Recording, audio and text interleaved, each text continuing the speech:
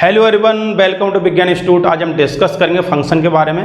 Function में मैंने बहुत कुछ आपको बहुत टाइप के फंक्शन पढ़ा दिए हैं, कुछ फंक्शन और रिमेनिंग है जो बहुत ही इंपॉर्टेंट है। तो आज मैं आपको इस वीडियो में उन फंक्शन को डिस्कस करने वाला हूं, तो आप बहुत ही ध्यान से पढ़ें क्योंकि ये आपके एग्जाम के लिए बहुत ही इंपॉर्टेंट है। तो पहले मैं बात करूँगा यहाँ पर फंक्शन के बारे में। देखो 1 के बारे में बात कर लेता हूँ। 1 का जो सेकेंड जो नेम है वो क्या है, इंजेक्टिव। ये बोर्ड के लिए बहुत ही इंपॉर्टेंट है, आप बहुत ही ध्यान से सुने और आपको अच्छे से क्लियर हो जाएगा। तो यहाँ से हम बात करते हैं इंजेक्टिव के बारे में। इंजेक्टिव फंक्शन, अब बहुत सारे टीचर, बहुत सारे स्टूडेंट इससे 1 भी बोलते हैं और बहुत सारी बुक में 1 भी है। तो इसलिए दोनों नाम पढ़ना बहुत कंपलसरी है, क्योंकि कभी कोई एग्जाम में इंजेक्टिव लिखा आता है लेकिन हम 1 की स्टडी करते हैं तो बच्चों को पता ही नहीं चलता 1 कौन सा, इंजेक्टिव कौन सा। इसलिए इंजेक्टिव 1 का ही पार्ट है, ठीक है, 1 का ही टाइप है। देखिए तो यहाँ बात कर लेते हैं हम 1 के बारे में। नाम से पता लग रहा है 1 to 1। अगर डोमेन के सिंगल एलिमेंट्स की अगर सिंगल इमेज है तो क्या होता है 1। Let A set and let set B, set A contain 1 2 3 4 and set B contain A B C D E F. तो 1 की इमेज क्या होगी, ए, 2 की बी, 3 की सी, 4 की डी। तो आपने क्या देखा, सेट ए की इमेज क्या के बना, आपको सेट ए में सभी एलिमेंट की इमेज के बने, फंक्शन हो गया। फंक्शन के 2 कंडीशन सेटिस्फाई करेंगे पहले हम। फर्स्ट कंडीशन सभी एलिमेंट की इमेज है।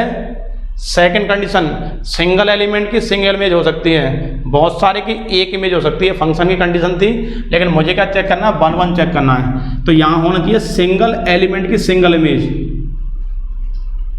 यहाँ पर सिंगल एलिमेंट क्या है, सिंगल इमेज। तो ये फंक्शन क्या हो जाएगा आपका 1। तो आपको लिखना कैसे, इसकी डेफिनेशन क्या लिखोगे, तो लिख लेते हैं यहाँ पर let A and B any two non empty set, non empty sets. अब यहाँ पर देखो ए क्या आपका नॉन एम्प्टी, ए में कुछ एलिमेंट गिवन है, बी में भी कुछ एलिमेंट्स गिवन है। तो ना तो ए एम्प्टी है आपका ना बी एम्प्टी है, दोनों कैसे हैं, नॉन एम्प्टी सेट्स हैं। तो यहाँ पर क्या लिखेंगे, देन each elements of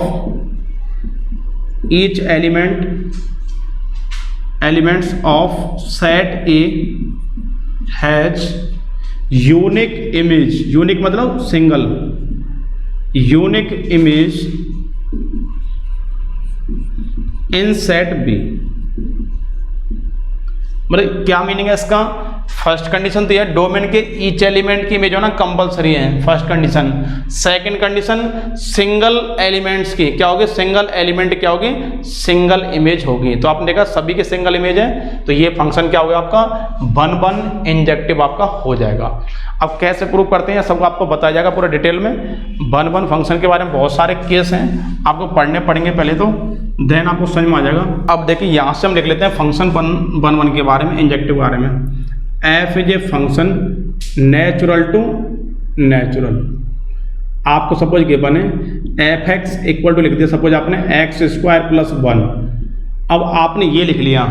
अब देखो बार बार ये नहीं कि हम ऐसे बॉक्स बनाए, बॉक्स से सॉल्व करें। अब बॉक्स से कर सकते हैं लेकिन बॉक्स से इतना इफेक्टिव नहीं रहेगा, तो मैं आपको एक बार फिर भी बता देता हूँ। बॉक्स से अगर करना है तो कर सकते हैं आप। सेट ए सेट बी, आपने x को क्या पुट किया, 1 पुट किया। अगर 1 पुट करेंगे तो क्या आएगा, ये आपको हो जाएगा 2। अगर आपने 2 पुट किया तो क्या आएगा 5, 3 पुट किया तो क्या आएगा 10, 4 पुट किया तो क्या आएगा 17। तो आपने देखा कि डोमेन के ईच एलिमेंट की क्या यहाँ पर इमेज है, डोमेन की ईच एलिमेंट क्या इमेज है। तो फंक्शन फर्स्ट कंडीशन सेटिस्फाई।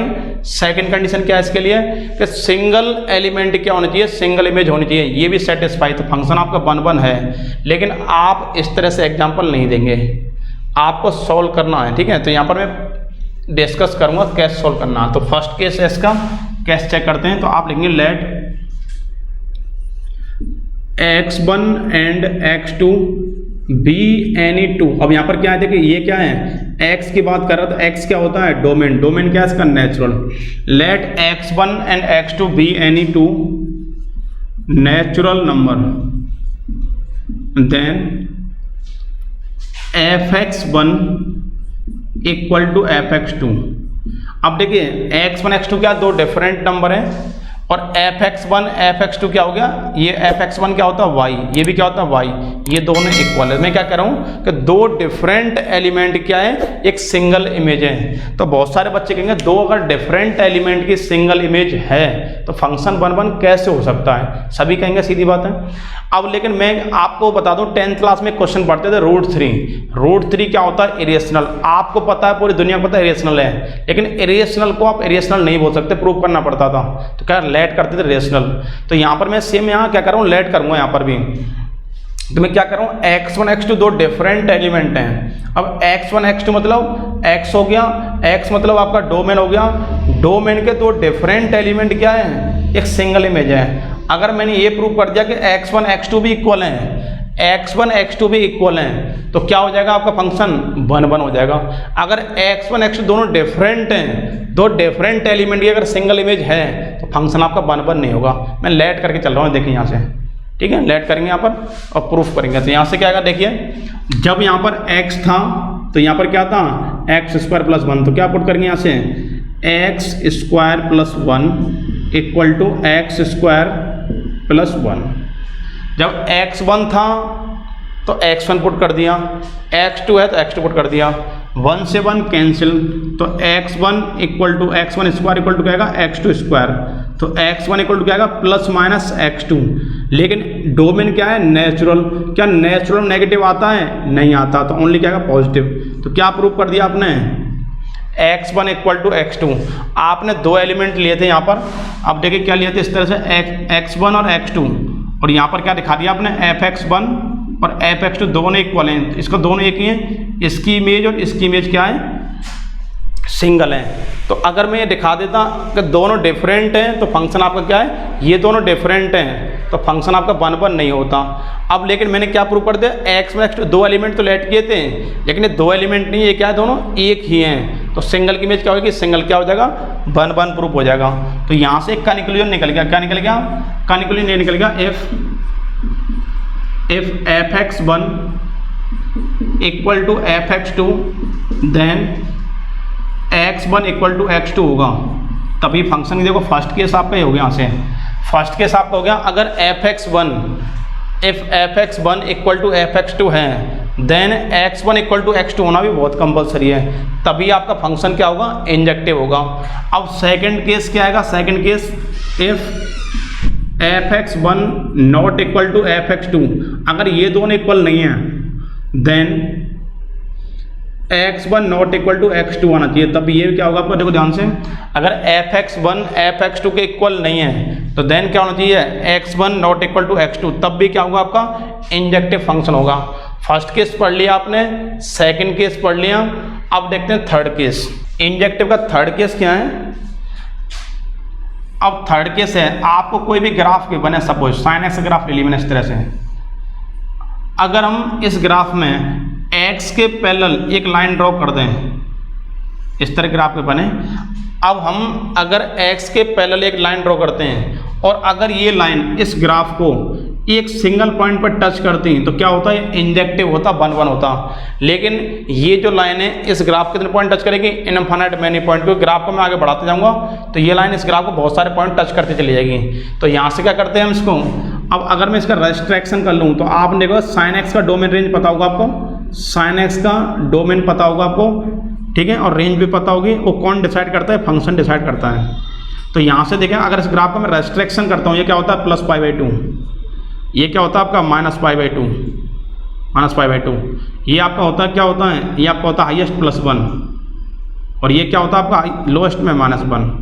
तो आप देखें sin x का डोमेन क्या होता है, sin x का डोमेन जो होता है वो क्या होता है, -90 से +90 होता है, और रेंज क्या होती है इसकी, -1 से +1 होती है। कौन डिसाइड करता है, ये इंजेक्टिव फंक्शन डिसाइड करता है, क्योंकि फंक्शन आपका 1 1 कब होगा, अगर हम x के पैरेलल लाइन ड्रॉ करते हैं, आपको कोई भी ग्राफ के बने, अगर ये लाइन उस ग्राफ को एक सिंगल पॉइंट पे टच करती है तो वो क्या होगा आपका, इंजेक्टिव होगा, 1 1 होगा। जरूरी नहीं है कि आप x के पैरेलल आप इस तरह लाइन ड्रॉ करें, आप x के पैरेलल आप इसके नीचे भी ड्रॉ कर सकते हैं। मैंने पैरेलल के लिए बोला है, मैंने ये तो बोला नहीं कि x एक्स से ऊपर करेंगे x से नीचे करेंगे। आप कहीं भी देखो, ये भी x के पैरेलल लाइन ड्रॉ है और ये भी x के पैरेलल, आप कहीं भी ड्रॉ कर सकते हैं, पैरेलल होनी चाहिए बस। तो ये भी क्या कर रही है, एक सिंगल पॉइंट पर टच कर रही है। तो फंक्शन क्या होता है, ये आपका फंक्शन होता है इंजेक्टिव फंक्शन। तो यहाँ पर आपने फर्स्ट केस पढ़ लिया, ये फर्स्ट केस था, ये आपका सेकंड केस हो गया और ये आपका थर्ड केस हो गया। अब यहाँ से देखते हैं नेक्स्ट क्या, देखिए नेक्स्ट फोर्थ केस और है, आपका थर्ड केस आपका हो चुका है। अब फोर्थ केस क्या है, a function which is entirely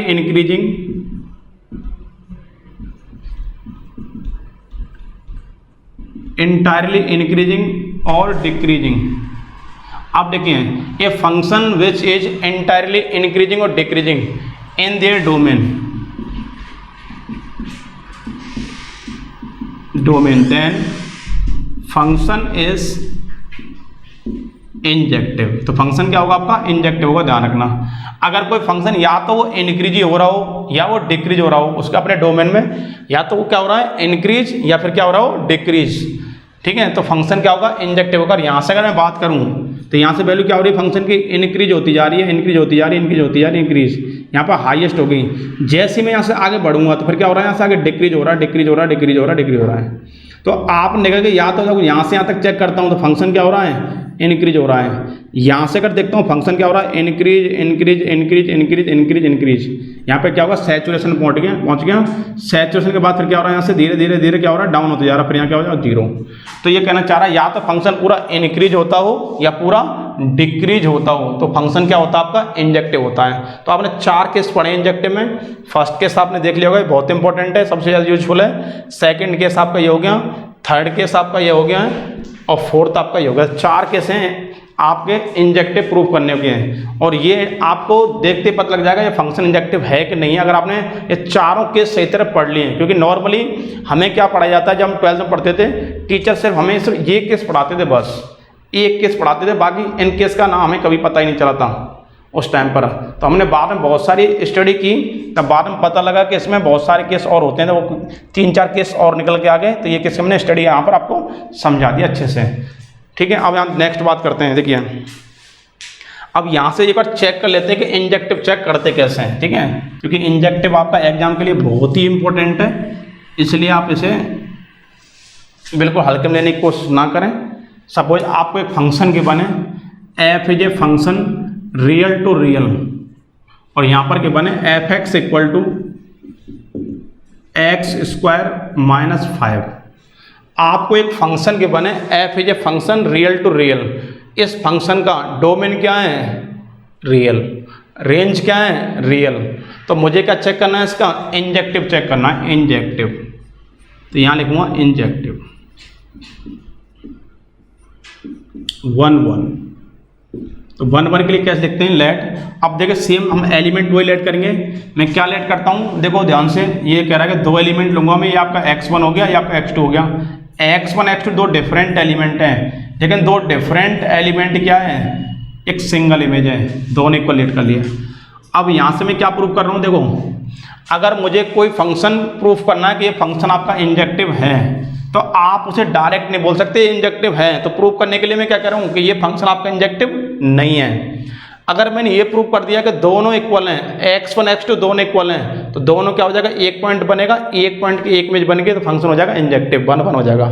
अगर ये प्रूफ हो गया कि x1 x2 दोनों इक्वल नहीं है, दोनों इक्वल नहीं है, तो 2 डिफरेंट एलिमेंट की सिंगल इमेज, तो ये फंक्शन आपका 1 नहीं है। तो मैं यहाँ लेट करके चलता हूँ कि ये फंक्शन आपका 1 नहीं है। अगर प्रूफ हो गया तो 1 है, नहीं हुआ तो 1 नहीं है, ठीक है। तो लेट कर लेते हैं, देखिए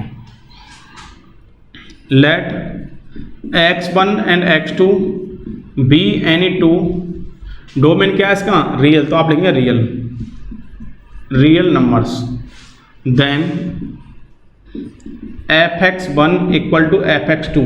ये फिक्स मेथड है आपका, बहुत इजीली कर सकते हैं, जो नंबर्स वाले होते हैं नंबर से भी कर सकते हैं। तो यहाँ से क्या आएगा आपका fx1, तो यहाँ से fx1 क्या आएगा आपका x1 square minus 5 equal to ये आपका x2 स्क्वायर माइनस 5 से 5 क्या हो गया, कैंसिल।